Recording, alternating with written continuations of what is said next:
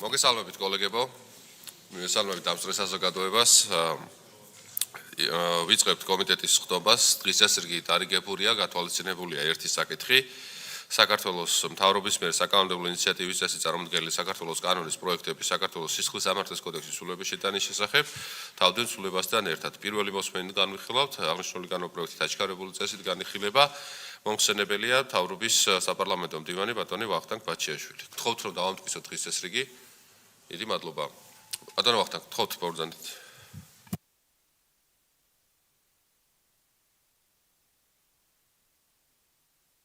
მოგესალმებით, წარმოგიდგენთ სისხლის სამართლის კოდექსში ცვლილების შეტანის შესახებ კანონპროექტს. კანონპროექტით გათვალისწინებულია სახელმწიფო შესყიდვებში მონაწილეობის წესის დარღვევის, ეკონომიკური დანაშაულის შესაბამისი მუხლის დისპოზიციის ახლებურად შემოთავაზება, კერძოდ მუხლით დღესდღეობით დანაშაულად ცხადდება და შესაბამისად კრიმინალიზებულია სახელმწიფო შესყიდვების შესახებ კანონით გათვალისწინებულ პროცედურებში მონაწილეებისაგან შესყიდვებში მონაწილე სუბიექტების მიერ წინასწარი შეთანხმება თავისთვისაც ღვთისთვის გარკვეული მატერიალური სარგებლის მიღების მიზნით, რამაც შემწყდელი ორგანიზაციის კანონიერი ინტერესის არსებითი დარღვევა გამოიწვია. აღნიშნული დისპოზიცია შემოფარგლავს დანაშაულის სუბიექტებს მხოლოდ შესყიდვებში მონაწილე სუბიექტებით და მის მიღმა რჩება მაგალითად შემთხვევა, როდესაც შესაძლებელია პირს არ ჰქონდეს სტატუსი სახელმწიფო შესყიდვებში მონაწილე სუბიექტის, მაგალითად ბაზრის კვლევის ეტაპზე, თუმცა ამგვარი შეთანხმება მათ შორის მაინც მოხდეს, თუმცა ამ დროს რასაკვირველია კვლავ ზიანდება შემწყდელი ორგანიზაციის კანონიერი ინტერესი. აქედან გამომდინარე, მუხლი გთავაზობთ იმგვარად ჩამოყალიბებას, რომელიც გულისხმობს პირთა მიერ წინასწარი შეთანხმების კრიმინალიზებას სახელმწიფო შესყიდვებთან დაკავშირებით, მათ შორის ბაზრის კვლევისას და გამარტივებული შესყიდვის შესახებ ხელშეკრულების დადებისას, რამაც თავისთავად სხვისთვის მატერიალური გამორჩენის ან უპირატესობის მიღების მიზნით, რამაც შემწყდელი ორგანიზაციის კანონიერი ინტერესის არსებითი დარღვევა გამოიწვია. ამ შემთხვევაში დანაშაულის სუბიექტი, რა თქმა უნდა, არ იქნება მოხელე, ვინაიდან მოხელის შემთხვევაში გამოიყენება ჩვეულებრივი სამოხელეო დანაშაულის შესაბამისი მუხლი და შესაძლებლობას მოგცემს ეს რედაქცია, რომ გამოვიყენოთ ამ შემთხვევაში სისხლის სამართლებრივი პასუხისმგებლობა დაეკისროს პირებს, რომელთა ქმედებამაც შემწყდელი ორგანიზაციის კანონიერი ინტერესი შესაბამისად საბიუჯეტო სახსრების არარაციონალური ხარჯვა ან სახელმწიფო ქონებისთვის სხვაგვარი ზიანის მიყენება გამოიწვია. საკანონმდებლო ინიციატივა არის ნაწილი საქართველოს მთავრობის იმ ანტიკორუფციული პოლიტიკის, რომელიც საჯარო ფინანსების რაციონალურად და გამჭვირვალედ ხარჯვას, ასევე შესყიდვების პროცესში კონტრაქტის უფლების მინიჭების მხოლოდ და მხოლოდ შეჯიბრებითობის პრინციპზე დაფუძნებას გულისხმობს. საკანონმდებლო ინიციატივას თან ახლავს ცვლილება ასევე სისხლის სამართლის კოდექსში ცვლილების შეტანის შესახებ კანონში ცვლილების შეტანის თაობაზე. ეს განპირობებულია საჯარო შესყიდვების შესახებ ახალი კანონით, რომელიც მოგვიანებით უნდა ამოქმედეს და რომელიც სახელმწიფო შესყიდვას უკვე ტერმინის დონეზე ახსენებს როგორც საჯარო შესყიდვას და ეს ტექნიკური ცვლილებაა და ანალოგიური შინაარსი ექნება უკვე ამ კანონის ძალაში შესვლის შემდეგაც. გთხოვთ თქვენს მხარდაჭერას. მადლობა ბატონო ვახტანგ. კოლეგებო, შენიშვნები, შეკითხვები, მოსაზრებები ხომ არ არის? ასეთი არ გახლავთ. ბატონო ვახტანგ, დაზუსტებისთვის დიახ ბატონო დავით გისმენთ. მოგესალმებით. ნახეთ თქვენ შემოთავაზებულ ვერსიაში არის დაკონკრეტება, წერია ზოგადად საჯარო შესყიდვებთან დაკავშირებით, მაგრამ შემდეგ არის დაკონკრეტება, ხო, ბაზრის კვლევა, წინასწარი გამოქვეყნების გარეშე მოლაპარაკებთ და ასე შემდეგ.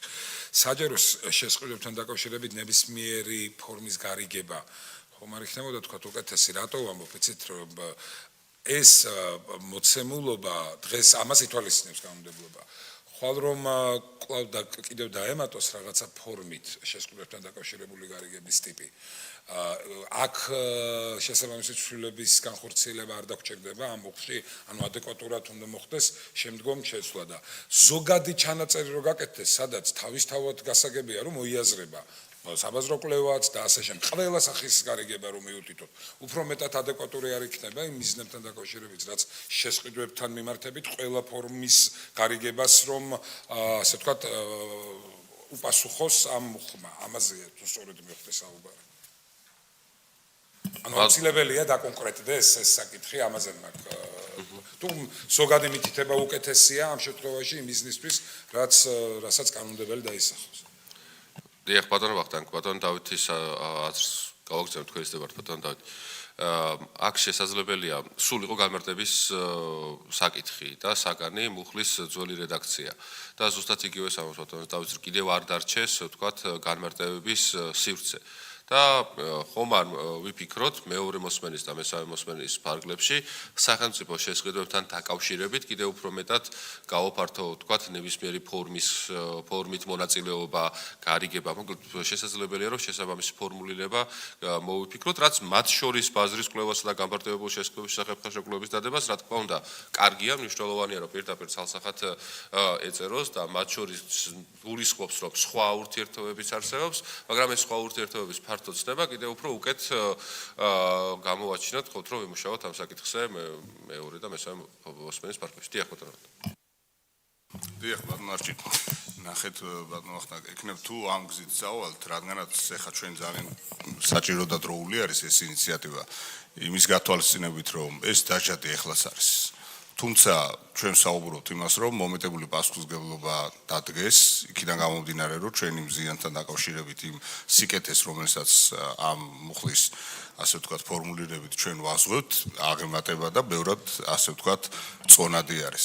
იმის გათვალისწინებით, რომ არ დარჩეს ერთგვარი ბუნდოვანება იმასთან დაკავშირებით, რომ რადგანაც სისხლის შემოგვაქვს და ასე ვთქვათ პასუხისმგებლობა ის თამასა იწევს ამ კუთხით ნებისმიერი ფორმით, რომელიც ზიანთან დაკავშირებით იქნება, თუმცა რა თქმა უნდა, არ უნდა იყოს ისეთი სივრცე, რომელიც ორაზროვანს გააჩენს ჩანაწერს იმის გათვალისწინებით, რომ ეს მაინც სამეწარმოო სუბიექტებთან არის საუბარი და რა თქმა უნდა, ის სიკეთე, რომელიცაც ამით ჩვენ ვაზღვევთ, ის აღემატება, რადგანაც ეს ჩვენ ეს თამასა შემოგვაქვს და სტანდარტი იწევა და ყველაზე კაცრი პასუხისმგებლობა შემოგვაქვს, ეს არის სისხლის სამართლის დაჟადობა, შესაბამისად, რომ არ იყოს ერთგვარად მრავალ კუთხით გაგებული, ანუ ცალსახად და ერთმნიშვნელოვნად განჭვრეტადად რომ იყოს, თორე ის რაც სიკეთე უნდა იყოს დაცული და მათ შორის სისხლის სამართლის წესით, მე მგონი რომ ეს ნამდვილად სადაო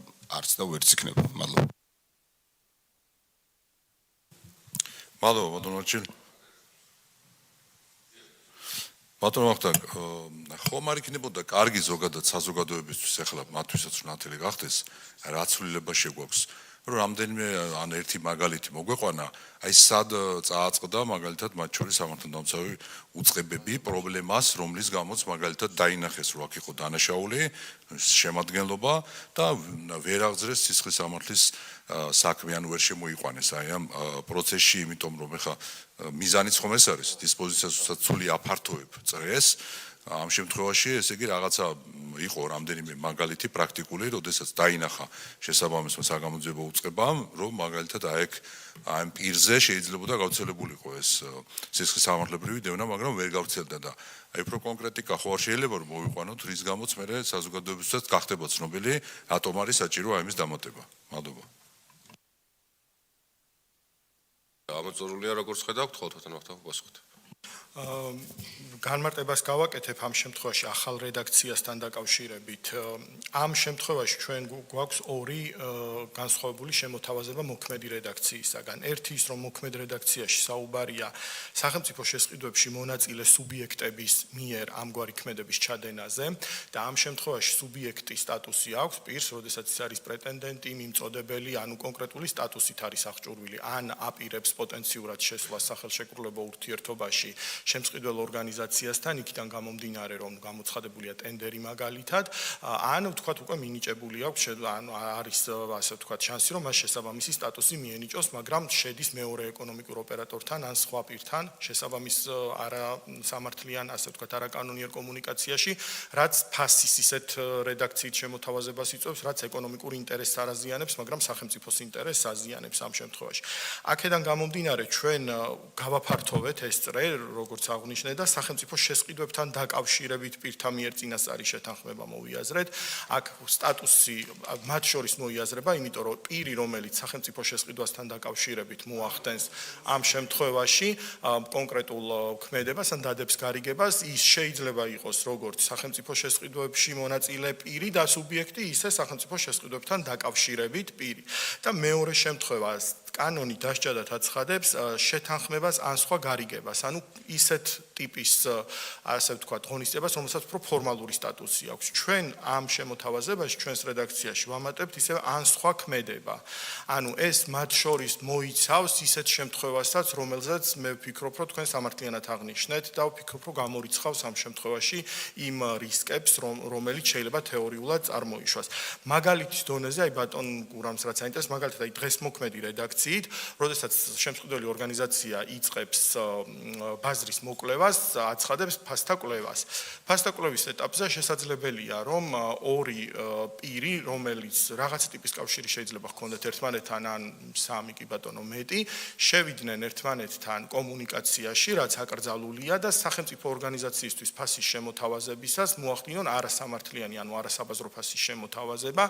ამ შემთხვევაში შემსყიდველი ორგანიზაცია მოქმედი კანონით შეზღუდულია იმ შემთხვევით, რომ მან უნდა შეარჩიოს შემოთავაზებულიდან ყველაზე დაბალი ფასი და არა საბაზროსთან მიახლოებული ფასი.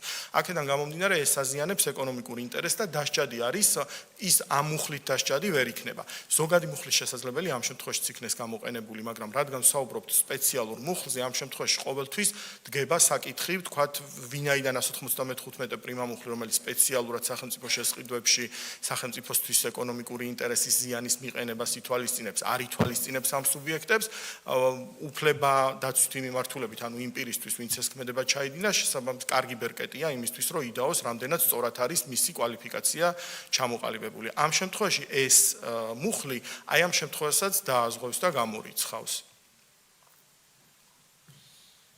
დავსტოვებ ხომ არ არის? არ არის. კი ბატონო, მადლობა ბატონო ვახტანგ და შემოთავაზება მექნება მათ შორის ხო არ ვიფიქროთ სასჯელების გათანაბრებასთან დაკავშირებით ზოგად მუხთან. შეიძლება იყოს თქვათ კორელაცია კარგად შესაძლებელი და დასანახი. რაც რა თქმა უნდა კიდევ გვაქვს დრო იმისთვის რომ მივსჯელოთ ამ საკითხს. მადლობა.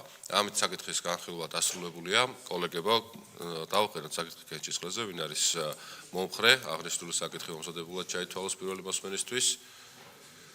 ერთხმად, დიდი მადლობა. სულ ერთი საკითხი ქონდა, ჩვენ საბამისად კომიტეტის ხდება დასრულებულია. კარგ დღეს გისურვებთ.